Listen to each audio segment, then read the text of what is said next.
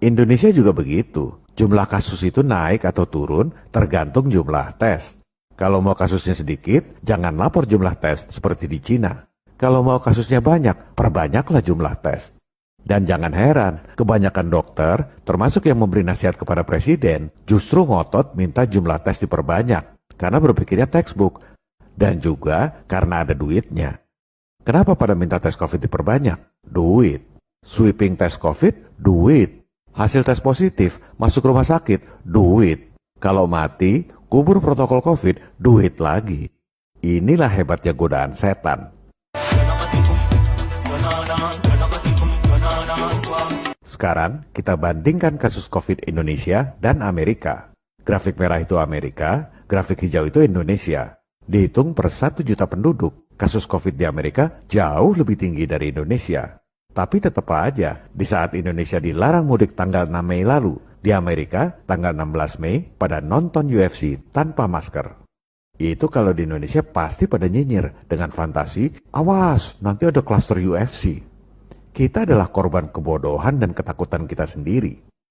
Di Houston itu bebas karena gubernurnya memang cabut aturan wajib masker dan pembatasan bisnis. Padahal kasus COVID-nya jauh lebih tinggi dari Indonesia. Inilah contoh gubernur yang memikirkan rakyatnya, bukan gubernur pencitraan seperti di negeri overacting. Kalau diperhatikan, belakangan grafik kasus COVID di Amerika turun lumayan drastis. Apa sebabnya? Jangan ngarang, kita lihat data jumlah tes. Bingo, Amerika mulai pinter. Seperti di Cina, kalau mau turunkan kasus COVID, kurangi jumlah tesnya. Mau ngomong apa? Buktinya Amerika dan Cina sehat-sehat aja? Buktinya Cina malah dipuji oleh dunia, sukses mengatasi COVID.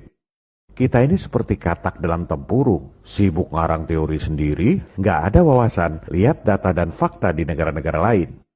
Kami ini bukan anti masker, yang mau pakai masker silakan, yang nggak mau ya jangan dipaksa, seperti di Cina dan Amerika. Yang namanya pakar kesehatan ini nggak jujur, nggak pernah selidiki dan cerita risiko penggunaan masker. Ini berita di media mainstream, The Straits Times Singapura. Bukan media gosip, media paling terkemuka di Singapura. Mereka jujur beritakan fakta bahwa setelah 12 jam digunakan, ada begitu banyak bakteri dan jamur di masker yang Anda gunakan. Yang mau pakai silakan, tapi kalau maksa, siapa yang nanggung risiko bakteri dan jamur sebanyak itu masuk ke mulut dan hidung rakyat setiap hari? Kepada para pemirsa, kondisi akan semakin memburuk kalau rakyatnya diam saja. Pemerintah baru akan gerak kalau ada desakan dari rakyat.